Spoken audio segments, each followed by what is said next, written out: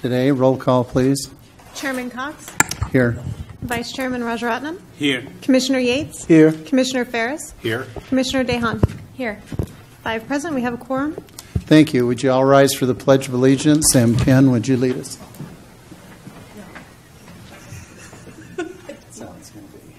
Ready? Begin.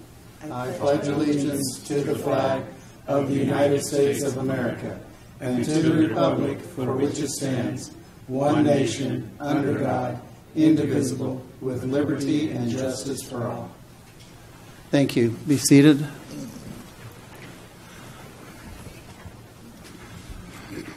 Do I have a motion to approve the agenda? I so move. Second. Chairman Cox. Aye. The agenda has an error on the minutes. They're the wrong date. Uh-oh. So that should be amended to March 27th instead of February 27th. Mine says March 27th. We're on agenda right now. Not the minutes. But I know, but the agenda lists the wrong minutes. Item number 5. Right here. Oh. Yeah, on approval of the minutes. Oh, That's gotcha. correct. Okay. So I'll make a motion to approve the minutes with that Correction. correction. Second. Chairman Cox. Aye. Vice Chairman Rajaratnam. Aye. Commissioner Yates. Aye. Commissioner Ferris. Aye. Commissioner Dehan. Aye.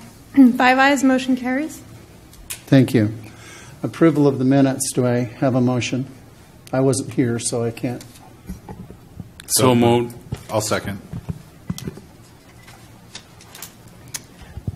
Chairman Cox. Aye. Vice Chairman Rajaratnam. Aye.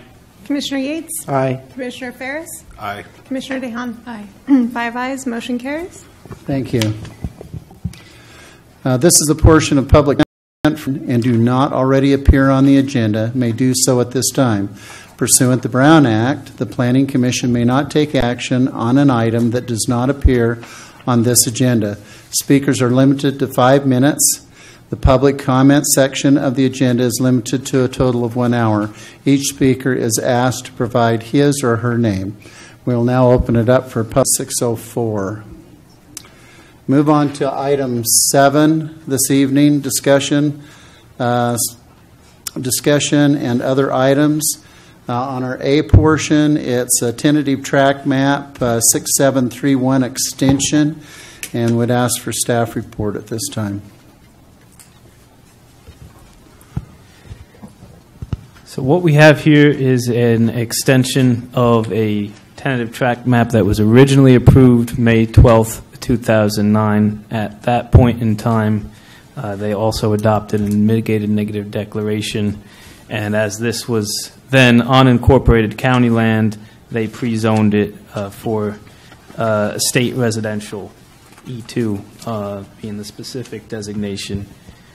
So that would mean that zoning and general plan designations are for estate residential single-family homes with a minimum lot size of 10,000 square feet, and this is a 120 lot subdivision with an additional 31,000 and change square foot park sump lot. It's a phased map. The first phase having that park sump, the 32 residential lots, and it would encompass all the frontage on Norma, the sewer main connection, the sewer connection to the main on College Heights Boulevard, as well as an easement, 30-foot easement for recreational trail purposes to be dedicated to the city running along Norma Street. The tract is surrounded by vacant land, both city and county. Further to the east of the urban reserve vacant land, which is shown on that zoning map excerpt in green. Further east, we have from north to south tracks 6700, 6775, and 6740, which have been either recently extended or, in the case of 67, width of 24 feet from Springer to the northern limit of the subdivision, and then full width through the length of the subdivision. And then for Sierra View Street to be similarly extended north from Kendall Ave with a 24 feet until reaching the subdivision, at which point it would become full width improvements. There are 7 new roads in addition to these extensions that are going to be associated with this tract, the largest of which is a central road running north to south. And up the middle of the subdivision, there's 2 roads that bisect it roughly at the middle east to west point, and they meet at a jot intersection. They're slightly offset from each other rather than being a continuous through street. And also per the original approval, these improvements such as water and sewer lighting and landscaping have been provided for, both for the tract and leading up to it to provide access and regular utility service. So in light of the fact that all of the infrastructure concerns are spoken for and the subdivision meets all of our general plan and zoning requirements, staff is recommending approval of the extension request, which would keep the map live through May 12th, 2019.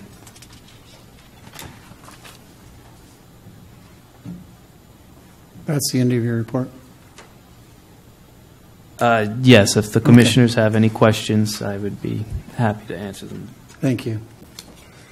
Commissioner comments? I have a question. So, are you requesting approval of the map as a whole, like all 3 phases at this time? Yes, the original map provided for phasing, but it was approved as a single entitlement, is 2 and 3, but they're divided relatively evenly Looks like between the phases. 120 lots. So do we need to know, Mr. Bruno, about those, or are we approving without knowing how many lots are going to be there in phase 2 and phase 3? Well, if they stay with it, the only thing that would change, Commissioner, is they're listed here. You know, you can count how many lots. The only difference would be is water retention. I think this is That is phase 1, though. and that's correct. But in phase 2 and 3 would be the only difference, is if they're not showing. But in the resolution, it does talk about that the lot count may change because of water retention. Okay. Is that correct? Yes, I do not have an exact count, but the map you have before you should reflect the intended phasing. Okay, thank you. So apologize for my ignorance. How many times can we extend this? I mean, now we are extending for 1 year. Any other questions? And one last question. Sure. In light of the discussion we had on landscape and lighting assessment district, we still have that condition in this. So is that relevant, or? The applicant agreed or was amenable to the original rider in certain counties based on economic criteria, and that's why it's been continued past 2012, which was the original expiration date. So as far as this commission, though, this would be the first extension? This would be our first one, so Okay. 2 subsequent ones could be applied for. Okay, thank you.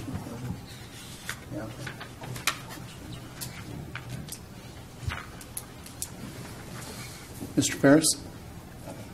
Jessica? No. Cecil? Okay, then. I would entertain a motion to approve the extension or decline it.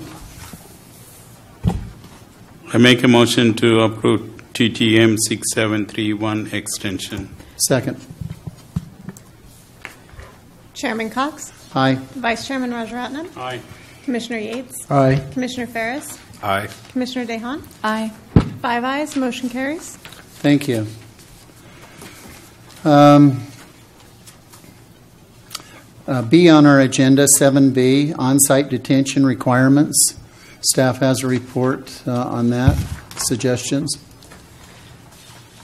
Okay, so in light of some problems that have arisen from old sections of the city code or provisions of our land use policy that have not been incorporated into the city code, staff is recommending a few changes, and today we're bringing forth recommendations for on-site detention requirements.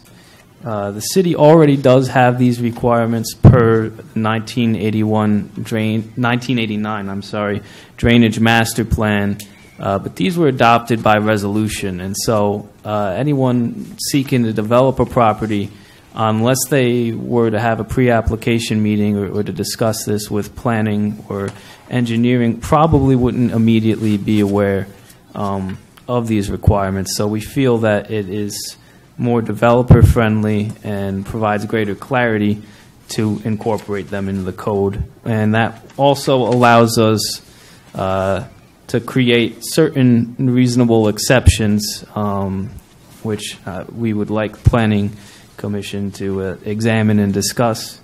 That way, staff has some more guidance, and we have a good idea of what kinds of projects will not be required to provide on-site detention and which ones should be expected to do so.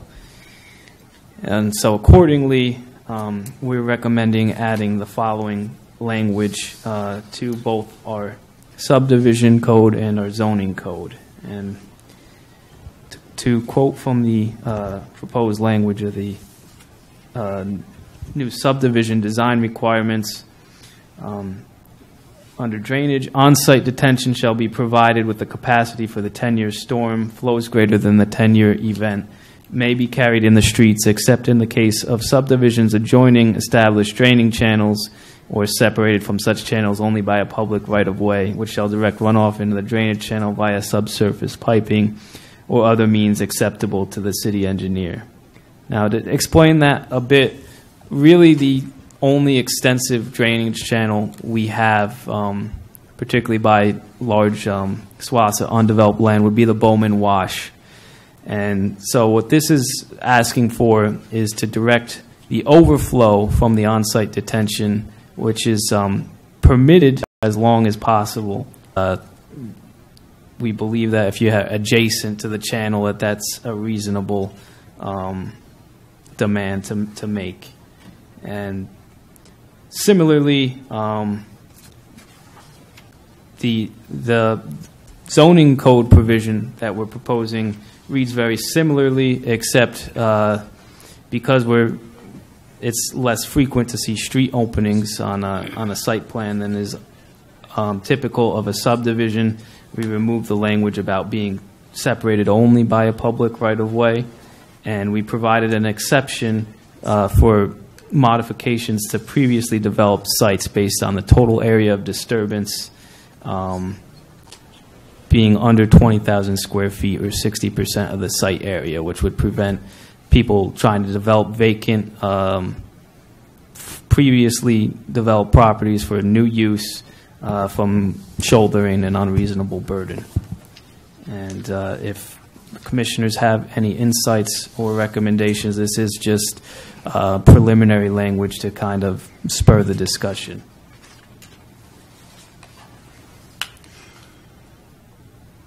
I do, have- but commissioners, go ahead. Solomon. I think there is some ambiguity in the last sentence where it says not exceed 20,000 square feet or 60% of the site area. Should we say whichever is less or something like that? Because you are giving two options there, we don't know. Yes, that was the intention, and if that is the standard which we're going to apply, I think that language should be included. Okay, thank you. Whichever is less or more. I think it should be less, right? You would want the most detention. Right now it's 100-year. We're moving it to a 10-year. And so out of those two formulas, you'd probably want to detain most. Area of disturbance does not exceed 20,000 square feet or 60% of the site area. I do believe it would be less. And as for, there is no change to the requirement other than the exemptions that we're suggesting. Presently, any drainage area under 1 square mile, which would include virtually all of our subdivisions, are required to accommodate the 10-year storm. The 100-year storm would mostly refer to base flood elevations, and that's a FEMA requirement that is different from our detention requirements. Any other comment? So these two items would be added at the end of 19-2.3 and 20-3, right? That will be the last item of those municipal codes. We are going to defer to the city attorney on where exactly they should be incorporated, if they are incorporated, but they would be nested in 19-2.3, which is our design requirements for subdivisions, and 20.3, which are general zoning requirements. Okay, thank you, sir. So it'll actually be part of the municipal code then? Yeah. Yes, right now it's something that we observe, but it's not in our code. Got it. Thank you. Any other commissioner comments? Any comments from the public?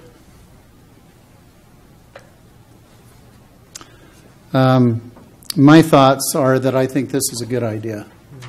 When we sit right now at a 100-year event, I don't know, there's probably, Mr. Ferris was probably the only one that was here in '83. And some of our homes on the east side of China Lake Boulevard had 8-foot water lines on them above the door. And so, when you try to detain a 10-year event, which we don't, and you expand that to a 100-year, you would almost make it to where a developer could not develop. It'd have to take so much of the land for water retention. And as we've heard here in the commission over the last 3.5 years, we've seen some cases where College Heights did no detention and their neighbors are having to deal with it.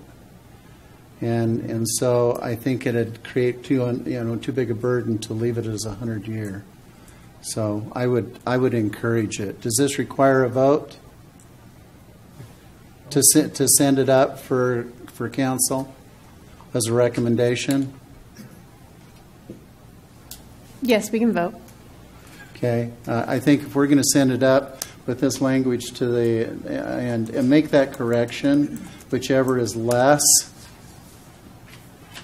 in your resolution that goes to the city council. So I would move that we recommend this recommendation to the city council for approval with that correction.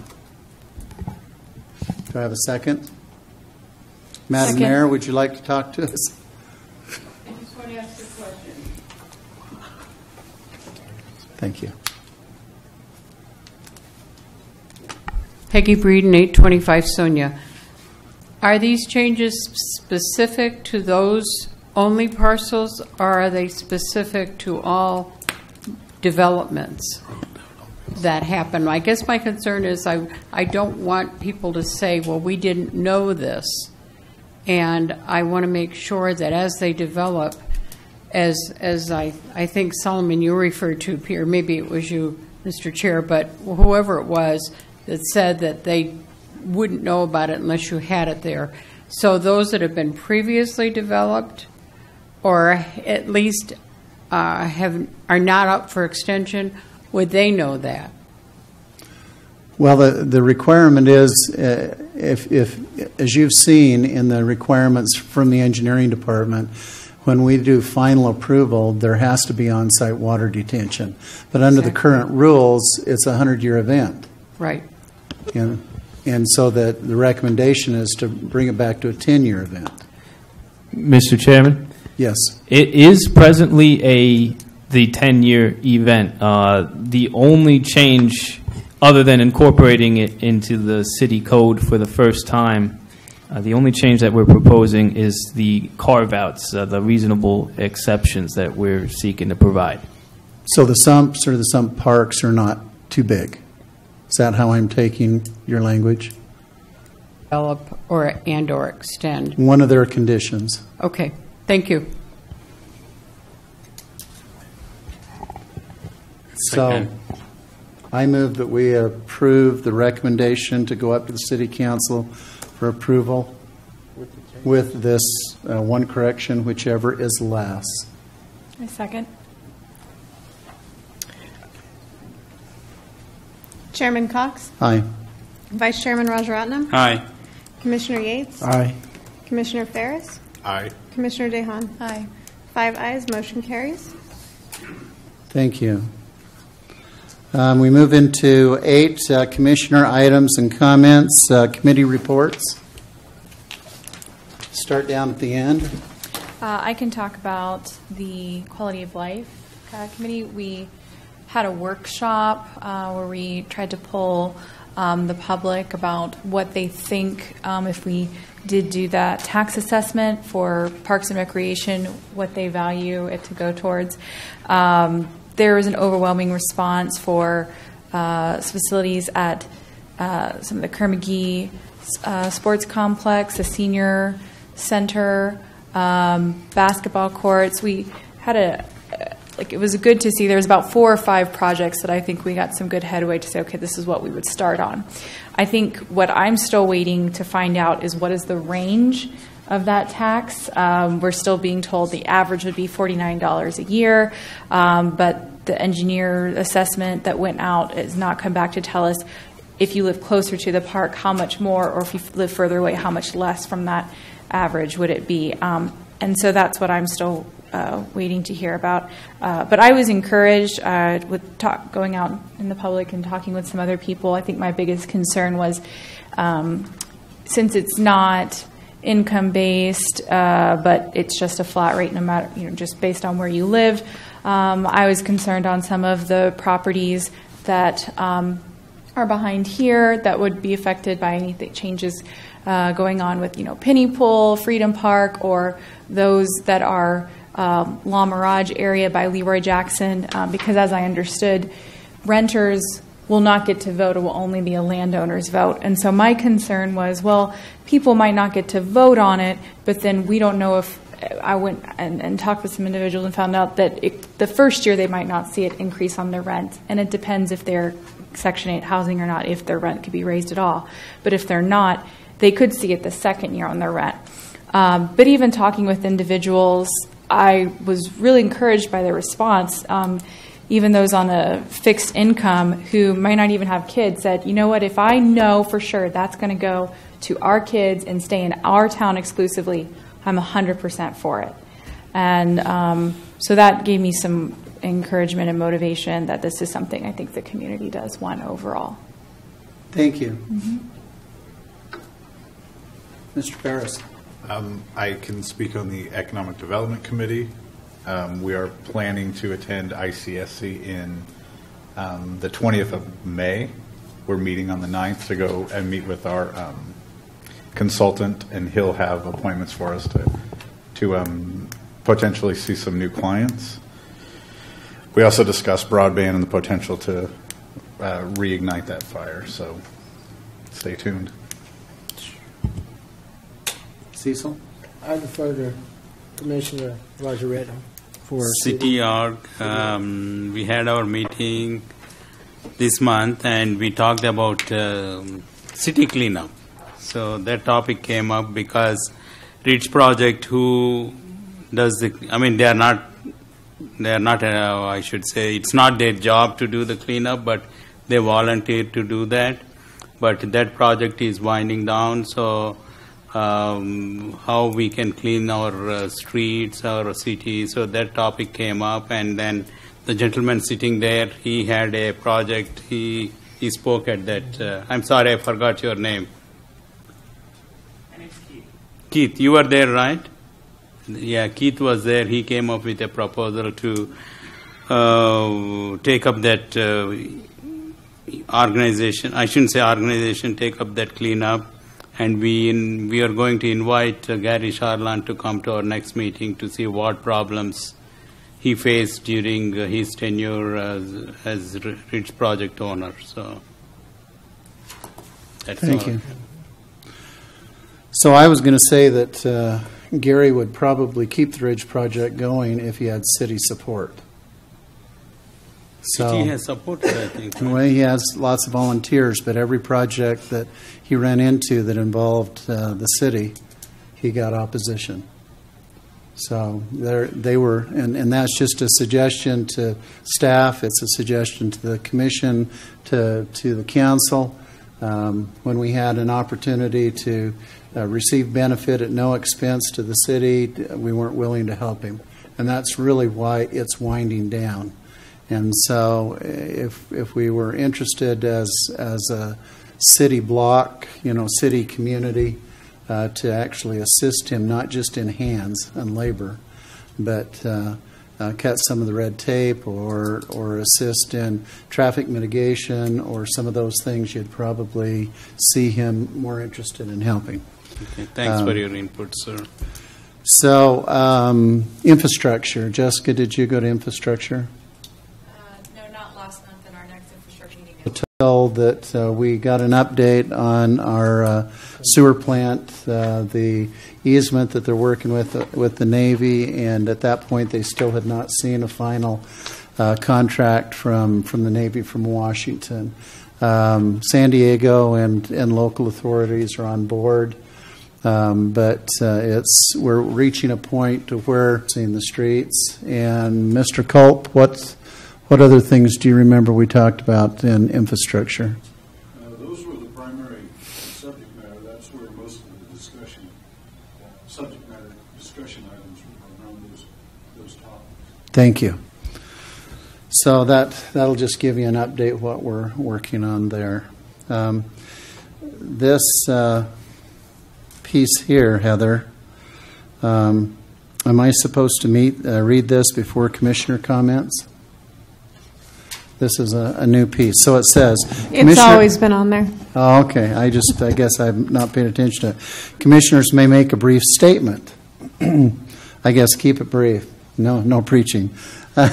In addition, commissioners may ask questions of staff and public for clarification of any matters, make a request of staff for factual information, or request staff to report back to the commission at a later meeting concerning any matter.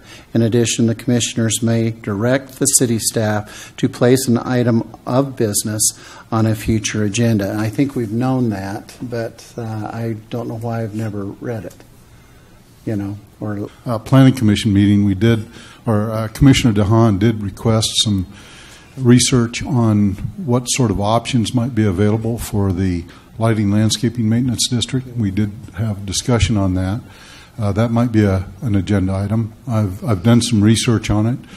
I can report my results to this point, but I might mention that the city managers informed me that coming May 2nd, we're going to be meeting with our consultant, the upper management expert with Wildan Financial, to discuss assessment districts in general, and more specifically, lighting and landscape maintenance districts, in which I might have further information to share with you regarding options.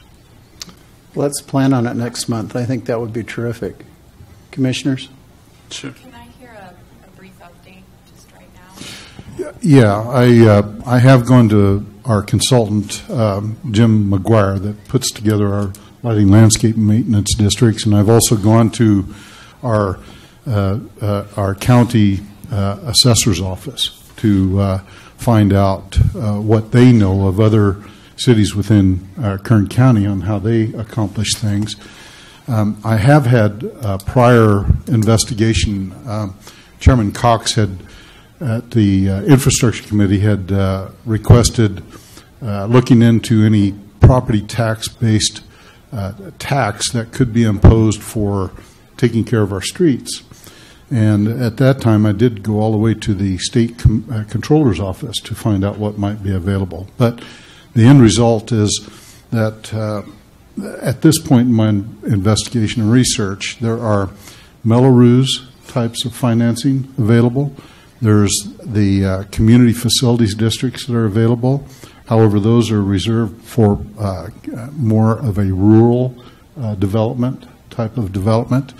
And the option, but it's highly, it's got a bad connotation with developers. They don't like advertising their homes as having this Mello-Roos type of tax on it. So it's been kind of unfavorable in a method to fund lighting and landscaping maintenance districts. So the only real tried and true method that I received from the assessor's office is a 218 process, and that's the 1972 Lighting and Landscape Maintenance District process. Did they say if they have a different process for residential areas versus businesses? Because that was a big discussion item we had last month. No, I didn't. I didn't get to that depth. I was looking for strictly a property-based tax solution other than the Lighting Landscape Maintenance District Act. And the only one I could find that was applicable to cities are the Mello-Roos financing process. But that's been very, very unacceptable by development. They don't like advertising their properties as having a Mello-Roos type of tax on their properties. So, but I'm hopeful that with the meeting with upper management, the experts with Willdan Financial, that I can ask them further of any options. Thus far, even with my research for Commissioner Cox and going through our own county assessor's office, I find that the 218 process and the 1972 Lighting Landscape Maintenance District Act are the instruments in which all communities fund their lighting and landscaping. Okay, thank you. So also for you, Jessica, is at City Council, they talked about lighting landscaping districts, and they sent it back to staff to consider a citywide, for that. And so I think you'll get some additional information. So there's a lot of information in there, and I don't think this is the appropriate place to probably discuss it. Should go back to staff and committee. But just let you know that information is coming forth, and what he may tell you today may change in the next 2 weeks. So, Lauren, while you're here, did you have something else, Lauren? Yes, Mr. Chairman, if I may, I do have another land division. It's 6420, I believe it is. It's 11 lots. That's a phased. Second phase of a project that's off of Shenandoah. It's up in the College Heights area. It's a phase infill. It's a second phase of the project. It's proposed by the Mather Brothers. There are 11 lots there, and we have a very similar situation there with our Lighting Landscape Maintenance District. There are only 2 street lights in the subdivision, and there is landscaping that's required along the frontage of Norma. They have a block wall requirement, and with it being on an arterial of Norma, they are required by ordinance to have landscaping along that frontage. So again, we have this very small infill phase development. I've consulted with our Wildan Financial about implementing the lighting landscaping maintenance district, or starting that, and his recommendation was that since the first phase was not required to do it, that it would be difficult and expensive to have this second phase also be included within a lighting landscaping maintenance district. So what I'm proposing to you is that I would like to bring this back first through Infrastructure Committee and then to the Planning Commission for direction on proceeding with, either we proceed with a lighting landscaping maintenance district or we adopted. I don't believe their conditions included that wording, but I just wanted to give you a little heads up that will be coming down the line. Thank you. So I think part of the concern that we face here as we see these developments, as well as the City Council, is an example would be Warren Automotive that has come before us before. They've got 2 street lights that are on public access in their subdivision, but yet the engineering is $7,000 to the city if we do it. Which you start doing that throughout all the subdivisions, and it just runs up the price to where sometimes at least their feeling is why do it, and so we start looking for alternatives, whether it's a citywide, and there's a lot of other benefits. So we'll take it to committee and then throw it back up to us as well. Mr. Culp and staff, I have a couple of questions before we adjourn, unless the commissioners have anything else. Yes. I was just going to ask one thing, but it's totally off subject. So I'd like to have a couple of updates. One is what's happening with Starbucks driveway. Yes, I had an opportunity to meet with one. Oh gosh, his last name escapes me, but he is the regional manager for Starbucks, and he's indicated that the request for expanding that driveway, that they intend to take it out to the full width that it originally was, to a full 44-foot wide driveway approach. He said it's been referred to his construction staff or his construction division, and that he was going to have them contact me. Now, I haven't heard from them, so I have to contact one to see where that's at. I've also contacted that paving work, and I went to meet with OnStop Paving. I met with the owners there and told them that the pastor was wanting to speak with them and gave him the number. Now, I haven't heard if that conversation has taken place, but the pastor was going to contact them for a quote on doing the match-up paving and then take it to the elders to see if they would go ahead and do that paving. So I think I'm on the doorstep here to get that resolved. Thank you. So a couple other things. In the last couple of years, we've had a couple of apartment complexes that have come before us and approved. One of them was Red Rock Villas. I'm wondering what the status is of this. I mean, we have the military, the Navy is saying that they've got people that they need to house in the near future, and I don't see any movement. And so I'm wondering where they're sitting and what the problems are. Where can we help as a city to further these things along?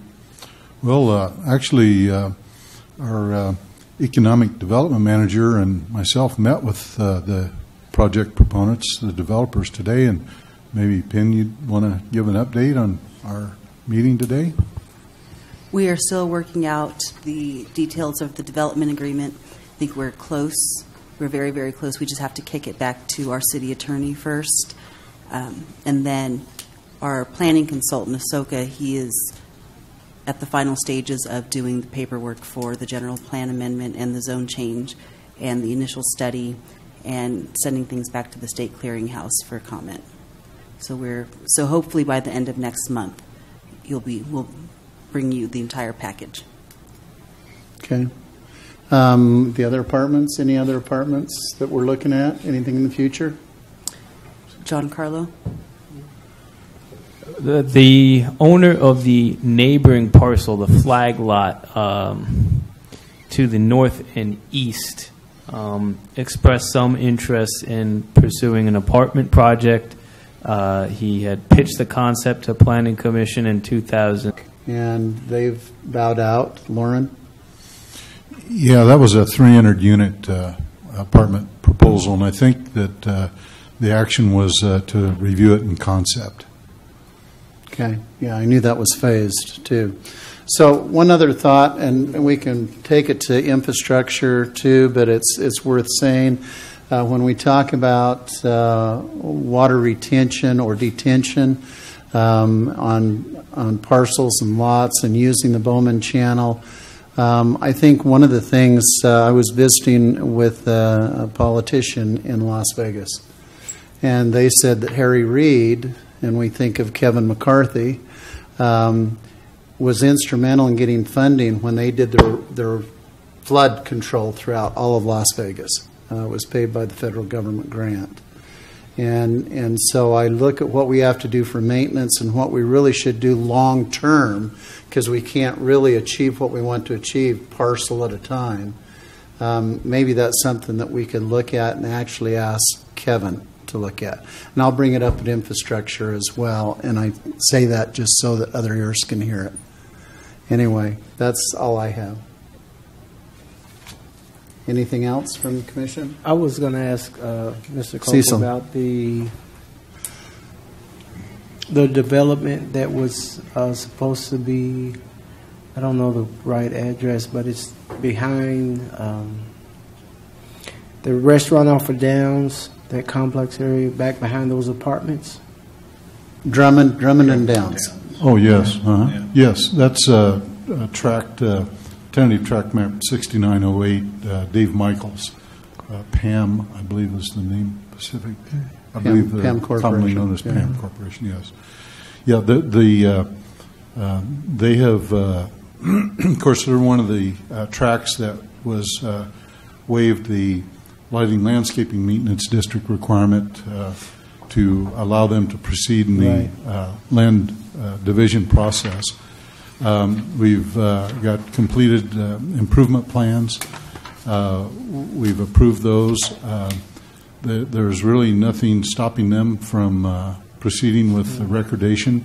They do have some issues with power, getting power from Southern California Edison. Apparently, the grid that's there would not allow them just a simple extension of power with the existing grid.